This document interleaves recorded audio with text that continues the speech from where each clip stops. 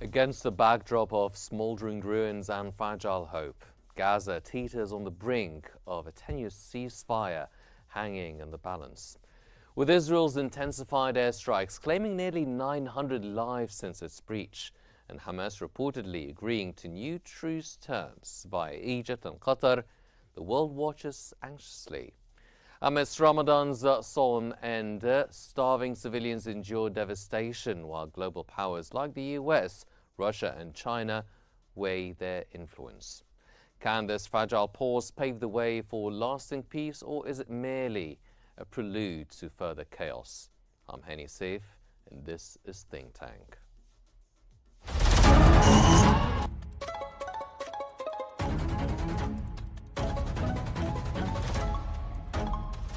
Our world is becoming unhinged.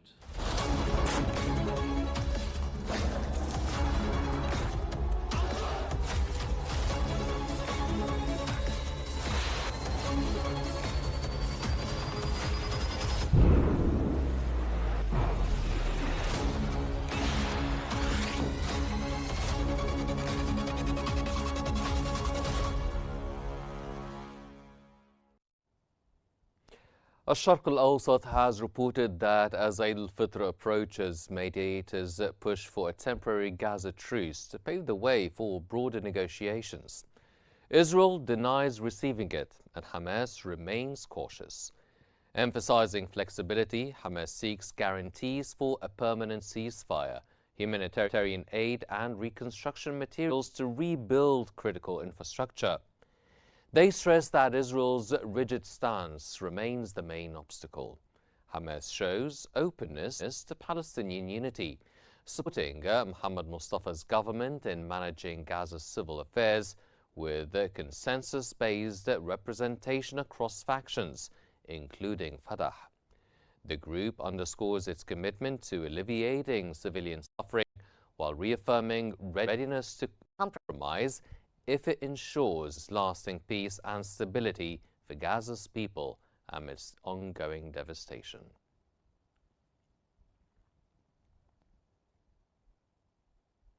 According to the Ahram Online, Hamas has announced its approval of a new Gaza ceasefire proposal presented by mediators from Egypt and Qatar, urging Israel to reciprocate. Senior official Khalil al-Hayya emphasized in a Eid al-Fitr address that while the group supports the truce, resistance weapons remain a red line. The announcement comes amid escalating Israeli military operations and Netanyahu's threats to seize parts of Gaza if captives are not released. The discussions aim to revive a fragile truce that collapsed on March 18th, ending weeks of relative calm. Hamas officials expressed cautious optimism, highlighting progress in talks with mediators. Bassem Naim, another senior leader, noted growing engagement as efforts focus on securing a ceasefire and advancing detainees' releases negotiations. The outcome hinges on Israel's willingness to engage constructively.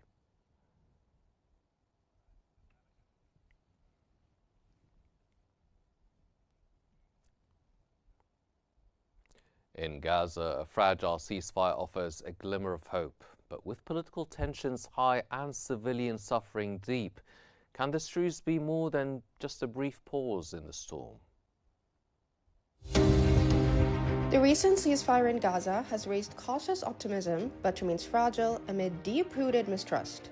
However, skepticism persists due to Israel's domestic political volatility, which could undermine compliance with truce terms. Prime Minister Netanyahu faces mounting pressure from hardline factions opposing concessions, complicating efforts for lasting peace. International powers view this truce through varied lenses. The US emphasizes accountability while urging restraint. Russia and China advocate for de-escalation but criticize Western biases. Meanwhile, Europe stress humanitarian aid delivery, though challenges persist on the ground. Local humanitarian workers report dire conditions. Damaged homes, schools, and hospitals exacerbate civilian suffering, leaving over 900 Palestinians killed since the ceasefire's collapse earlier this month. Aid distribution is hampered by intermittent violence and logistical hurdles. Grassroots initiatives promoting dialogue offer glimmers of hope, yet structural issues loom large. Can peace truly take root when wounds run so deep? Key challenges include Hamas' refusal to disarm, Israeli security concerns, and unresolved territorial disputes. If the truce holds, it might pave the way for negotiations, but any misstep risks reigniting conflict. International organizations must ensure sustained engagement to prevent further escalations. This ceasefire may be a temporary pause, but it underscores the urgent need for comprehensive solutions that address both immediate suffering and long-term grievances.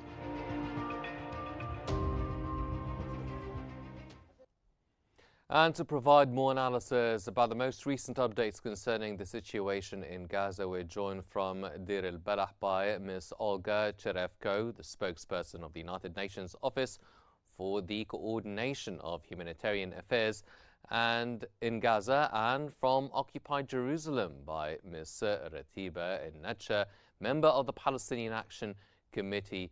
Ladies, welcome to Think Tank. Ms. Cherevko, I'll start off with you first now. With over 900 Palestinians killed since the ceasefire collapsed, how dire is the current humanitarian crisis in Gaza, particularly regarding shelter and medical care? Thank you for having me. I can tell you that the situation here has been deteriorating significantly since these renewed intensification of hostilities that began about 2 weeks ago. And the situation was already extremely dire to begin with, of course, after more than 15 months of hostilities, then that were followed by a relative calm of 8 weeks of the ceasefire, during which we were able to deliver a lot of assistance to the people in need, which included, of course, food assistance and water assistance and medication and shelter.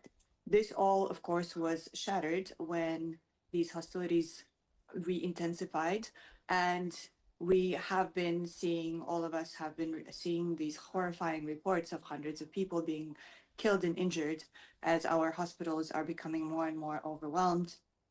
Many of them reporting being almost at full capacity, running out of blood units, running out of critical supplies.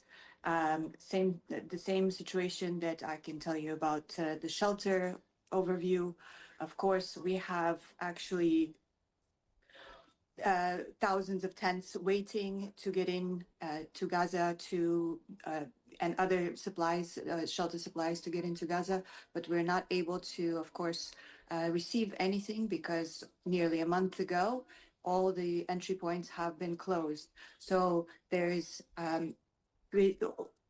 food rotting at these crossing points. There are medicines that could be expiring.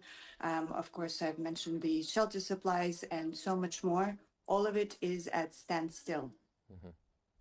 Mr. Nacha, now, given Hamas's approval of the latest ceasefire proposal, what assurances does the Palestinian Action Committee seek to prevent further civilian suffering?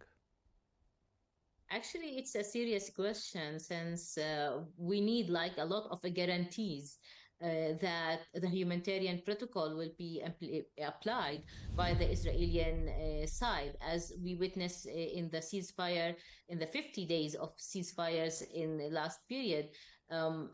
Any sustainable, any sustainable aids didn't enter to Gaza, which means that what entered during this ceasefire was something that is temporarily and be used and can be run as soon as this ceasefire falls. So I think that we need like more commitment from the United States, from the International Committee, to put pressure in Israel to be really able to access more and more aids to the Palestinian, and we are not talking about just food as an aid. We are talking about hospitals materials. We are talking about shelters, and we are talking about all these equipments that can find a suitable, more suitable situation in Gaza for the civilians. This is the only way that can limit the suffering of the civilians in Gaza. Mhm. Ms. Cherevko, now, what would you say are the biggest challenges OCHA faces in delivering aid amid the intermittent violence and logistical hurdles? Well, there are, of course, many challenges. One most obvious is that after these months of hostilities, the entire population of Gaza is in need. That means 100%. So in order for us to even start prioritizing, we have to look at the entire population and then see who is the most vulnerable so we can reach them first. The closure of the crossings that I mentioned for the entry of cargo is a massive challenge because we have always said that for us, in order for us to make a difference, to make a tangible difference and a dent in this vast landscape of destruction, we needed a sustained supply of assistance coming in for an extended period of time. Once that flow of aid was stopped, we basically began reversing very quickly all the progress that we have made during the ceasefire. So as we are running out of supplies, the risk of this situation deteriorating further rises further and further. Mm-hmm. So, of course, on top of this, we're operating in a very insecure environment. As you know, we've had, even last year was the deadliest year on record for aid workers. And this year is starting out similarly. Of course, this environment is constraining our ability to work.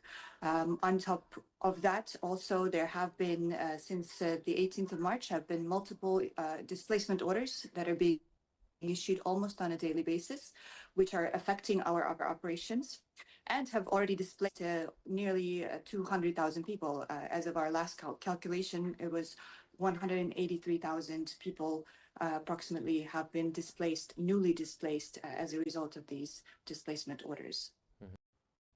Mr. Netcher, how do you view Israel's domestic political pressures impacting the compliance with truce terms, especially to Netanyahu's threats to seize parts of Gaza? Actually,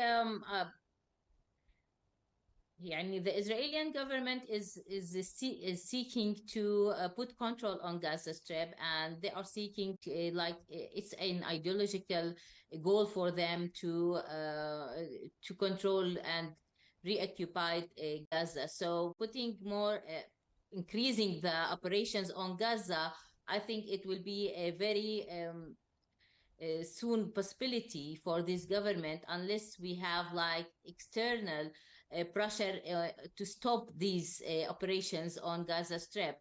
I think that they are planning to occupy parts of Gaza, if not all of it, and put a military control in the other parts of Gaza. And this means that they will accelerate transferring people and replacing them more and more, killing who refuse to obey these orders. So I think that international interference must be as much as possible, quick as much as possible, to stop these operations and put pressure in Israel. As we see that the Israeli court said that the international law is not controlling the conflict or what's happening between Israel and Gaza Strip, and they are not under the international law for what is happening. So putting Israel under the international law is what we are seeking to stop these suffering in Gaza. Ms. Cherevko, how can the international community ensure sustained and committed support for rebuilding critical infrastructure like schools and hospitals in Gaza amidst the ongoing political turbulences and uncertainty? So we have always said that even wars like the one that we're in now, they have rules, and these rules must be adhered to. So we have always appealed to the international community, to the member states with influence, to ensure that all parties to this conflict abide by international law, that they abide by their obligations under international law. And besides this, the other component that is very, very critical is we need, in order for us to carry out our work, we desperately need funding. The flash appeal currently is less than 5% funded for this year. We're asking for 4 billion. Less than 5% of it has been fulfilled, and about 90% of that funding is intended to go for Gaza response. So these are the conditions that we need to have in place in order for any kind of improvements to take place here on the ground. Mr. Netcha, now in light of calls for the Palestinian unity, what practical steps must factions take to foster trust and move towards a lasting and sustainable peace negotiations? I think there is a call for the Central Bureau of PLO. And I think that the first step must be by inviting everyone to participate in this council, including Hamas and other political parties, so we can guarantee the Palestinian unity first of all, and that means that we will have like a united program and a united plan for the next day on Gaza Strip, and this will help us a lot in drawing the future of and facing the plans that is trying to end the Palestinian case. And I think that this step in the next month by calling everyone to participate in the PLO Central Council meeting will be the first step of unity in Palestine and facing these dangers on the Palestinian case. The other cases, other things, I think that we must go forward to start with the Egyptian plan by having like a committee or something to control Gaza from the civil society for a temporary period until we can manage the next day of the war in Gaza. But this will be just able to be implemented if we reach the ceasefire and ending the operations on Gaza and on the Palestinian lands, not just on Gaza but on the West Bank as well as in Gaza. Ms. Cherevko, how are humanitarian organizations addressing the psychological trauma faced by civilians amid the repeated cycles of violence in Gaza? Is it enough? I think we can say that whatever we're doing here is enough when there's no more a need for us to be doing this to provide response.